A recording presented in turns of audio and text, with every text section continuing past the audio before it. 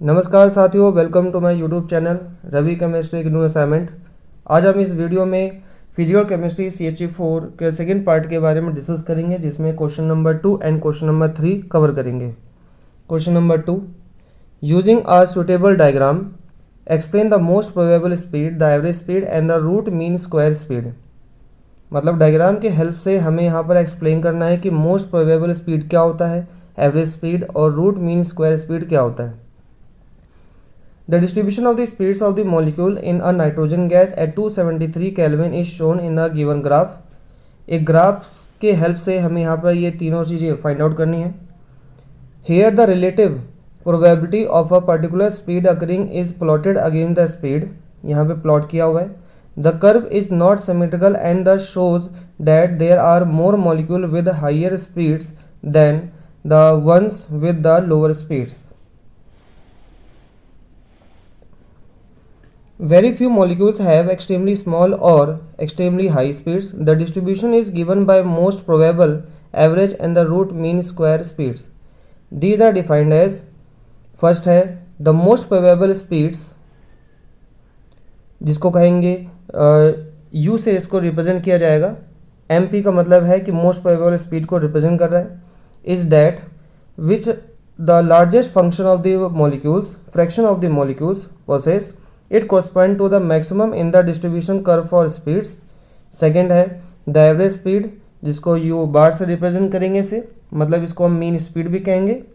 Is defined by the equation, इसको इस equation से डिफाइन करेंगे, जिसमें पता होगा कि सभी स्पीड का सम होता है और नीचे होता है टोटल नंबर ऑफ जो टर्म्स होंगे वो यहाँ नीचे से डिवाइड कर देंगे। तो मतलब ये इसका अरिथमेटिक एवरेज जो होती स्पीड को वो इसको रिप्रेजेंट करेगा, जो कि 1 से लेकर n नंबर ऑफ मॉलिक्यूल्स को दिखाएगा। Third the root mean square speed, जिसको हम URMS से दिखाएंगे, is defined by the equation, जिसको इस इक्वेशन से डिफाइन करेंगे। Maxwell and the Boltzmann derive an expression for the distribution of the molecular speeds. Using this expression, it is possible to derive the following relationships between molar mass and the three types of speeds। मतलब Maxwell and Boltzmann ने यहाँ पर मतलब इन तीनों को निकालने के लिए एक अलग से फॉर्मूला इन्होंने ड्राइव किया हुआ है। ये फॉर्मूले ये हैं, इनकी अलग से डेरिवेशन है, लेकिन यहाँ ज़रूरत है नहीं हमें।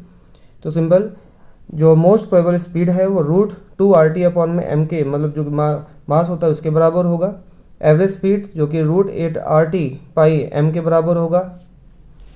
रूट मीन स्क्वायर स्पीड जो होगा रूट 3RT अपॉन में M के बराबर होगा। अब देखते हैं question number 3,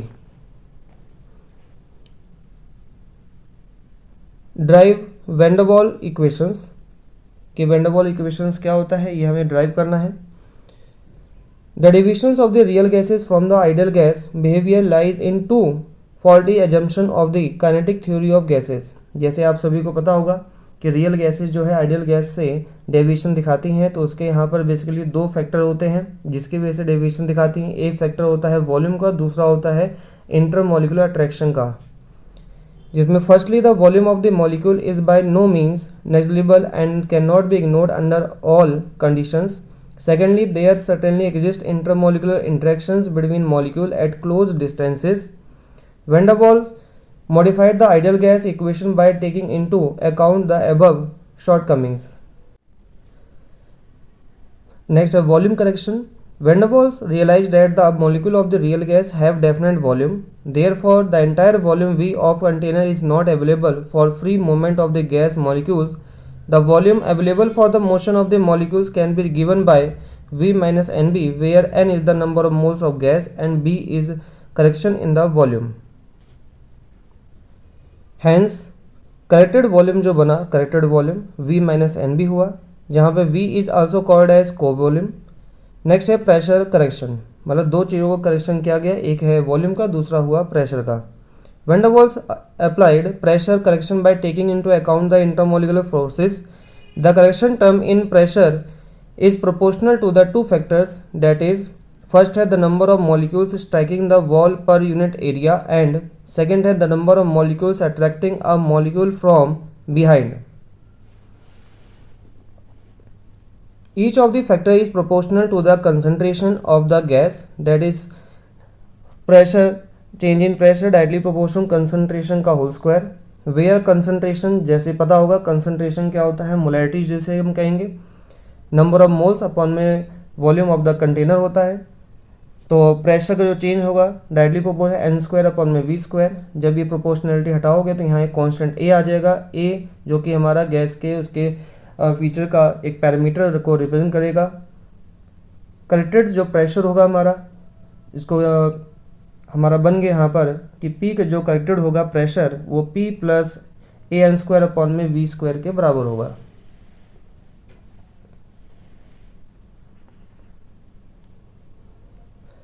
If the corrected pressure and the corrected volume of the gas are substituted in the ideal gas equation, जो हमने यहाँ पे corrected pressure निकाला, corrected हमने volume निकाला, उसको हमें इस इक्वेशन के अंदर रख देना है जिसे हम आइडियल गैस इक्वेशन कहते हैं।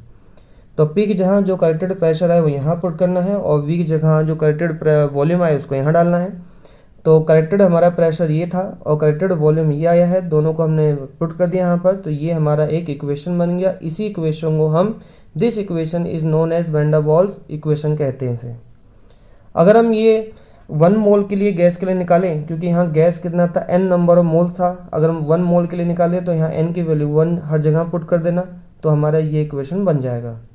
यहाँ पे a और b हमें बता क्या रहे हैं, ये जो पैरामीटर है a एंड b, a यहाँ पर रिप्रेजेंट करता है कि मॉलिक्यूल्स के बीच में इंटरमॉलिक्यूलर अट्रैक्शन कितना है, ये उसको मेजर करता है, और b यहाँ पर रिप्रेजेंट करेगा कि मॉलिक्यूल्स के मतलब उसका साइज कितना है, ये उसको दिखाएगा।